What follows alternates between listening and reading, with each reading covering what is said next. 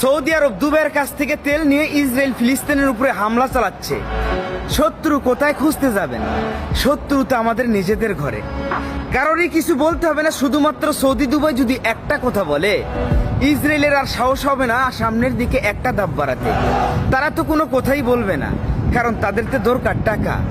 ইসলাম ধ্বংস হয়ে গেলে তাদের কি যায় আসে? তাদের তো রাসূলের দেশে জন্ম হয়েছে, তারা এমনিতেই জান্নাত পেয়ে যাবে। ভালো নেই ফিলিস্তিনে গাজার মুসলমান ভাই ও বোনেরা, ছোট ছোট মাসুম বাচ্চারা, আর তারা মেতে আছে মজ মস্তি, নর নারী আর খেলাধুলা নিয়ে।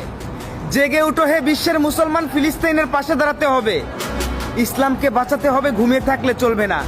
এই ইতিহাস একদিন রোজাচরে সাক্ষী দেবে, ইসলামকে বাঁচাতে গিয়ে শুধুমাত্র ফিলিস্তিন যুদ্ধ করেছে, আর আমরা পুরো বিশ্বের মুসলমানরা বসে বসে শুধু তার তামসা দেখে গেছি।